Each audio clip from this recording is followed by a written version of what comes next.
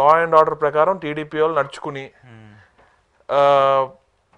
పారదర్శకంగా ముందుకెళ్తే పరిస్థితులు బాగుంటాయండి. ఏదైతే జరుగుతుందో ఇలా ఇప్పుడు లింగమయ్య గారిని మర్డర్ చేశారు రాప్తాడులో, అలా ఎలక్షన్స్ రిజల్ట్స్ నుంచి ఈ రోజు దాకా ఎన్ని హత్యలు జరిగినాయో, ఎన్ని దాడులు జరిగినాయో, ఇళ్లలోకి వెళ్ళి ఎన్ని, ఇప్పుడు కామిరెడ్డి నాని అని దెందూరు కాన్స్టిట్యున్సీలో ఉన్నారు, మరి ఆయన్ని ఇంటికి వెళ్ళి దాడి చేసేసి ఇల్లంతా పగలగొట్టేశారు టీడీపీ వాళ్ళు. ఇప్పుడు అభయ్ చౌదరి గారు ఉన్నారు, ఆయన మీద అక్రమ కేసులు పెట్టేసి ఆయన్ని ఇబ్బంది పెడుతున్నారు, అన్ని జరుగుతూ ఉన్నాయి. మరి ఇలా ఎంత ఘోరంగా ఉందండి పరిస్థితి. అసలు లా అండ్ ఆర్డర్ ఏమవుతుందండి? ఇప్పుడు వెస్ట్ గోదావరి డిఎస్పీ, డీజీపీ గారు, ఎస్పీ గారు అసలు దీనికి సమాధానం చెప్పాలి కదా. ఇంత 24 గంటల్లో కేసు కట్టేశారు కదా. మరి కార్బన్ నాయక్ గారు జస్ట్ ఒక మాట మాట్లాడినందుకే మరి మా ఇంటి మీద ఫిజికల్ గా దాడి చేసిన వాళ్ళ మీద ఎందుకు కేసు కట్టలేకపోయారు? కనిపిస్తున్నాయి కదా, విత్ ప్రూఫ్స్ కూడా ఉన్నాయి కదండి. మరి అప్పుడు రెస్పాండ్ అవ్వట్లేదు అంటే లా అండ్ ఆర్డర్ లేదు రాష్ట్రంలో. ఓన్లీ టీడీపీ వాళ్ళ కోసం పనిచేస్తుంది లా అండ్ ఆర్డర్ తప్ప సామాన్య ప్రజలకి కానీ దేనికి కానీ ఈ ప్రభుత్వం పనికిరావట్లేదు. పథకాలు ఏమైందండి? ఎన్ని పథకాలు చెప్పారండి? సూపర్ 6 అన్నారు, సూపర్ 6 లో 6 లేదు. మీకు 15,000, మీకు 15,000, మీకు 15,000 అన్నారు. ఈ రోజు దాకా 10 రూపాయలు కూడా లేదు. మరి ఇంకా ప్రజల్లో కూడా వ్యతిరేకత వచ్చింది. మేము ఏలూరు మీటింగ్ కూడా 2,500 మంది వస్తారనుకుంటే 4,500 మంది వచ్చారు. అంటే అప్పటికప్పుడు మళ్ళీ భోజనాలు అరేంజ్ చేసుకోవాల్సి వచ్చింది మాకు. అంటే క్యాడర్ లో కూడా స్టార్ట్ అయింది. ఇప్పుడు జగన్మోహన్ రెడ్డి గారు మోసపు మాటలు చెప్పేసి మేము మీకు 30,000 ఇచ్చేస్తాము అది ఇది అని చెప్పేస్తే మాకు అధికారం వచ్చేది. కానీ జగన్మోహన్ రెడ్డి గారు ఏది చేస్తామో అది మనం చేయగలిగితేనే, ఏది ఇస్తామో అది చేయగలిగితేనే చెప్తాము అని చెప్పి జగన్మోహన్ రెడ్డి గారు చెప్పడం జరిగింది. జగన్మోహన్ రెడ్డి గారు పవర్ పాయింట్ ప్రెజెంటేషన్ పెట్టి కూటమి ఇచ్చేవి చేయలేము, సాధ్యం కాదు కూడా అని చెప్పి చెప్పారు జగన్మోహన్ రెడ్డి గారు. ఎందుకంటే జగన్మోహన్ రెడ్డి ప్రాక్టికల్ పర్సన్. ఆయన ప్రాక్టికల్ గా ప్రతిదీ ఒక లెక్క, ఒక టైము అన్ని ఫిక్స్ చేసుకుని ఆయన వెళ్తారు. ఈరోజు ఆర్థిక వ్యవస్థ ఏమైపోయిందండి? జీడిపి పడిపోయింది, మళ్ళీ మన జిఎస్టీ రిటర్న్స్ పడిపోయినాయి, మనీ సర్క్యులేషన్ తగ్గిపోయింది.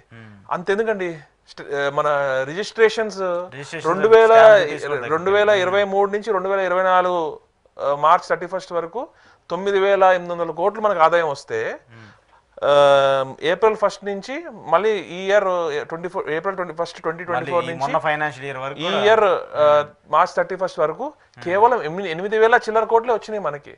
అంటే రిజిస్ట్రేషన్ ఛార్జెస్ పెంచినా కూడా తక్కువ ఆదాయం వచ్చిందంటే దీన్ని బట్టి అర్థం చేసుకోవచ్చు మార్కెట్ అంతా డౌన్ అయిపోయిందండి. ప్రజల చేతుల్లో డబ్బు లేదు, రొటేషన్ లేదు. దీనివల్ల అన్ని వర్గాల వారు, అన్ని వ్యాపారస్తులు అందరూ కూడా చిన్న పెద్ద అని లేదండి, ప్రతి ఒక్కళ్ళు ఇబ్బంది పడుతున్నారు. కాబట్టి ఏదైతే ప్రజలకి వాళ్ళు హామీ ఇచ్చారో అది తూచా తప్పకుండా ప్రతిదీ కూడా అమలు చేస్తేనే మళ్ళీ ఇప్పుడు మీకు చేత కాబట్టి చెప్పండి, పక్క తప్పుకోండి, జగన్మోహన్ రెడ్డి గారు మళ్ళీ వచ్చి జాగ్రత్తగా చూసుకుంటారు రాష్ట్రాన్ని, ప్రజల్ని. అంటే ఇప్పుడు మీరు కోట్ చేస్తూ వచ్చారు, ప్రధానంగా కార్యకర్తల్లో ధైర్యం వచ్చింది, కార్యకర్తలు ఆ చేంజ్ ఓవర్ వచ్చింది. వాళ్ళందరూ కూడా ఒకప్పుడు భయపడే వాళ్ళు, స్టార్టింగ్లో వచ్చినప్పుడు కేసులు అవన్నీ వాళ్ళలో కూడా తెక్కింపు వచ్చింది. మీరు ఇందా చెప్పినట్టు ఏలూరు మీటింగ్ కూడా సక్సెస్ అయిందని చెప్తా వచ్చారు. ఈ గ్రౌండ్ లెవెల్లో చూస్తున్నప్పుడు ఇప్పుడు ఉన్నటువంటి టీడీపీ ఎమ్మెల్యేల మీద కొంత వ్యతిరేకత రావడం, వాళ్ళ కార్యకర్తల్లో వాళ్ళకే కొంత అసహనం రావడం. ఇప్పుడు ఒకటే చెప్తున్నాం కదండి, ఏలూరులో ప్యాకాట క్లబ్బులు విపరీతంగా నడుస్తున్నాయి. అక్కడ వేరే వేరే కాన్స్టిట్యున్సీలు, ఏలూరు పార్లమెంటరీ ఉన్న కాన్స్టిట్యున్సీల్లో ఇసుక మట్టి వ్యాపారాలు అన్నీ ఇల్లీగలే. కైక్లూరులో చూసుకుంటే అక్కడ బుస్క వ్యాపారం ఇల్లీగల్గా నడుస్తుంది. ఆ బుస్క వ్యాపారం విషయంలో ఒక అతను సూసైడ్ చేసుకుని చనిపోయాడు. అది 25 లక్షల రూపాయలకి సెటిల్మెంట్ కూడా చేశారు. సెటిల్మెంట్ కూడా చేశారు. ఎవరు చేశారు? చనిపోయిన వ్యక్తికి మళ్ళీ కేసు అవ్వకుండా సెటిల్మెంట్లు చేశారు. మళ్ళీ ఈ లిక్కర్ బిజినెస్ ఏదో ఉందో అవి ఈ పర్మిట్ రూమ్ లో వచ్చిన తర్వాత ఆ పర్మిట్ రూములు కూడా వాళ్ళు అవి ఎలా మారిపోయినాయి అంటే తాగాక ఇంక గొడవలు అవి పడతారు కదండి. అలా మొన్న ఒక మర్డర్ జరిగింది అక్కడ. మళ్ళీ దానికి సెటిల్మెంట్లే, అన్ని సెటిల్మెంట్లే. మళ్ళీ తర్వాత ఇంకా రకరకాలు తణుకులో ఒక 2:30 AM మార్నింగ్ ఎర్లీ మార్నింగ్ AM-కి లిక్కర్ షాప్ లో గొడవ.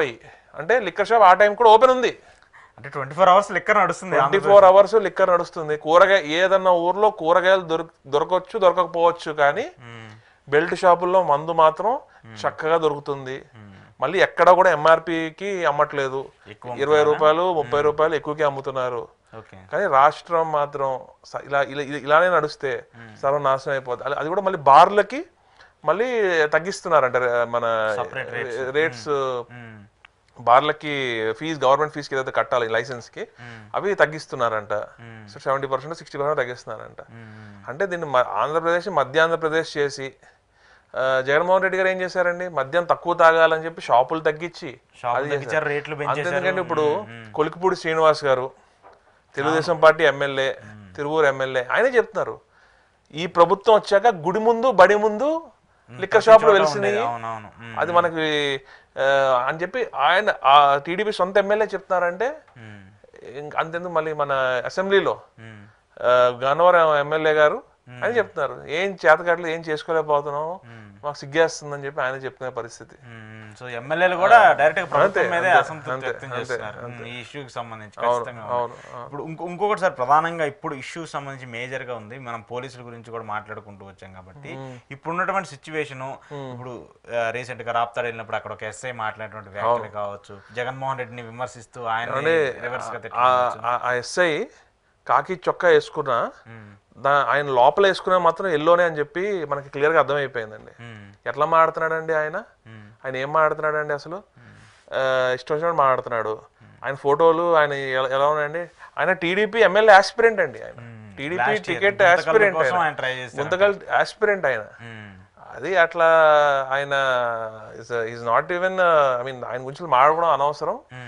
బట్ హీఈస్ నాట్, బట్ పోలీసులు కూడా అండి జగన్మోహన్ రెడ్డి ఒకటే చెప్పారు, ఎవరైతే టీడీపీ తొత్తుల్లా పనిచేస్తున్నారో పోలీసులు, ఎవరైతే వారు ప్రతి దానికి టీడీపీ వాళ్ళు చెప్పినట్టు తానా అంటే తందానా అంటున్నారో అలాంటి ఆఫీసర్స్ గురించి మాట్లాడారు తప్ప వేరే కొంతమంది వ్యవస్థ. ఇప్పుడు అంతే కదండి, ఇప్పుడు ప్రతి వ్యవస్థలో గుడ్ అండ్ బ్యాడ్ ఉంటది, ఆ బ్యాడ్ గురించి జగన్మోహన్ రెడ్డి గారు మాట్లాడారు తప్ప ఇంకేమీ కాదు.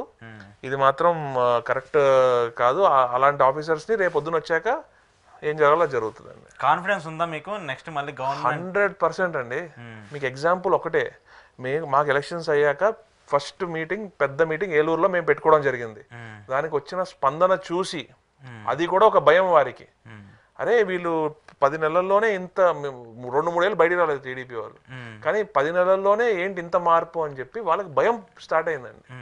అటు డ్వాక్రా మహిళలు కానివ్వండి, రైతులు కానివ్వండి, పిల్లలు ఎవరైతే స్కూల్కి వెళ్తున్నారో వాళ్ళు కానివ్వండి, తల్లిదండ్రులు, ఎక్కడ ఎవరికి ఏం లేదు కదండి. ఏమన్నా అంటే పెన్షన్ ఇచ్చేస్తాం అంటారండి. మరి పెన్షన్ ఒకటే ఇస్తే మరి సరిపోదు కదా, ప్రతి హామీ అమలు చేయాలి. మరి నేను ఒక విజనరీ, నేను బుక్ కూడా చదవక్కర్లేదు, నేను విజువలైజ్ చేస్తాను అంటారు కదా మరి చంద్రబాబు నాయుడు గారు. మరి రాష్ట్ర ఆర్థిక పరిస్థితి మన ముందే తెలుసు కదండి. వాళ్ళ అబద్ధాలు చెప్పి 14 లక్షల కోట్లు అన్నారు, కానీ అంత లేదు కానీ 14 లక్షల కోట్లు అన్నారు కదా, మరి అప్పుడు విజువలైజ్ చేయలేకపోయారండి. అంటే ఏంటండి ఇది? ఓకే, సో ఇది పాలిటిక్స్ కోసమే కంటిన్యూ అవుతూ ఉంటుంది. సో కంక్లూడ్ చేస్తూ ఒక పాయింట్ సార్, ఇప్పుడు ఈ సెక్యూరిటీకి సంబంధించి ఇవన్నీ చూస్తున్నప్పుడు హైకోర్టు కూడా కొంత ఆగ్రహం వ్యక్తం చేస్తూ వస్తుంది. పోలీసులకు సంబంధించిన తీరులో కావచ్చు, మీరు పెట్టేటువంటి కేసులైనా సెక్షన్లైనా కూడా అవన్నీ కరెక్ట్గా లేవని చెప్పేసి పోలీసుల మీద రివర్స్ చెప్తాము, అలాగే గవర్నమెంట్కి సంబంధించి మాట్లాడటము. ఇక్కడ ప్రధానంగా చూస్తుందంటే లోకేష్ని సంబంధించి అందరూ మాట్లాడుతూ వస్తున్నారు. ఇదంతా కూడా వైసీపీ వాళ్ళు ఆరోపించిన, మీలాంటి వాళ్ళు చెప్తున్నారు లోకేష్ అంతా లీడ్ చేస్తుంది అంతా కూడా అన్నట్టు. నాకు ఒకటే అర్థమైందండి, చంద్రబాబు నాయుడు గారు ఆయన ఇప్పుడు 75 దగ్గర అయిపోయింది, ఏజ్ అయిపోయింది. ఆయన ఐఐటి మన రాష్ట్రం గాలికి వదిలేసి ఐఐటి బాంబేకి అక్కడికి ఇక్కడికి తిరిగి పిల్లలకి పాఠాలు చెప్తా తనకొచ్చి చీపులతో ఊడుస్తున్నారు, ఏవో చేస్తున్నట్టుగా చూపిస్తున్నారు తప్ప గవర్నెన్స్ అంతా లోకేష్ గారి చేతి నుంచి నడుస్తుంది. అది కరెక్ట్ వేగా నడవట్లేదు, ఏ పారదర్శకంగా నడవట్లేదు. జగన్మోహన్ రెడ్డి గారు ఏమన్నారండి, కులం చూడడం, మతం చూడడం, ప్రాంతం చూడడం, ప్రతి ఒక్కరికి అన్ని అందాలి అని చెప్పి జగన్మోహన్ రెడ్డి గారు అలాంటి ఇదిగా పనిచేసిన జగన్మోహన్ రెడ్డి గారు.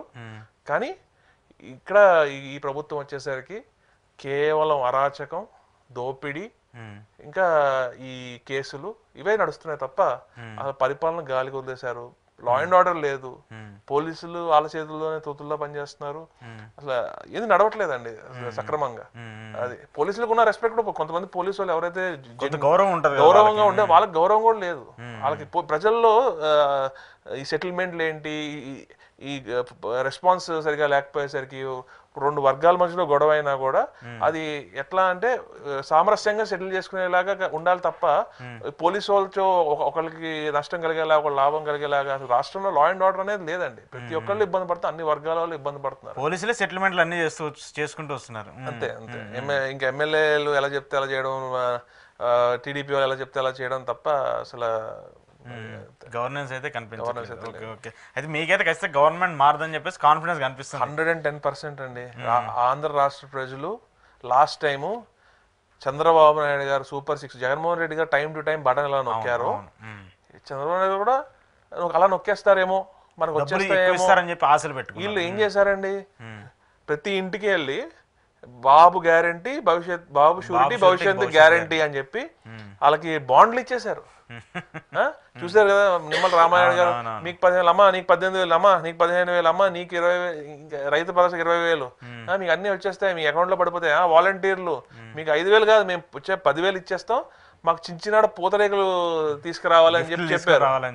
మరి మీకు ఒకటే చెప్తున్నాను నేను, నిమ్మల రామారాయణ గారు, మీకు లైఫ్ లాంగ్ చిన్న పూతరేకులు